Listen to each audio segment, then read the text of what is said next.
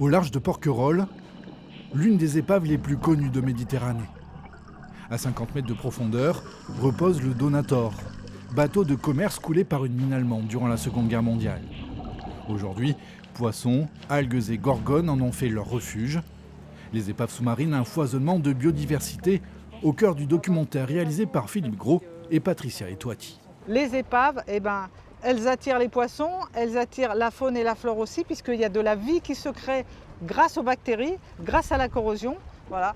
Et ensuite, elle se développe, la vie. Donc les animaux peuvent s'y loger, s'y nourrir, s'y reproduire. Et c'est vraiment un écrin, c'est une richesse. Ce sont des oasis de vie, les épaves sous-marines.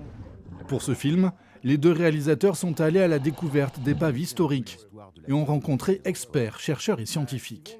Plongeurs passionnés, Patricia Etoiti et Philippe Gros défendent leur vision d'une mer Méditerranée où les épaves ont toute leur place, quitte pourquoi pas à en immerger de nouvelles.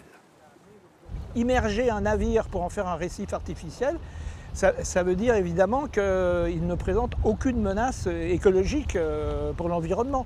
Et il faut des commissions qui examinent bien, et il faut aussi bien choisir l'endroit où on met l'épave. Couler des épaves, même dépolluées, pour favoriser la biodiversité, une proposition loin de faire l'unanimité parmi les biologistes marins. D'une façon générale, toute épave apporte quelque chose qui n'est pas naturel dans un écosystème naturel. Une épave, pour un écologue, ce n'est pas une bonne chose pour l'environnement. Les épaves sous-marines, une chance ou non pour la biodiversité. Une chose est certaine, elles sont aujourd'hui des centaines, des milliers, à être tapies au fond de la Méditerranée.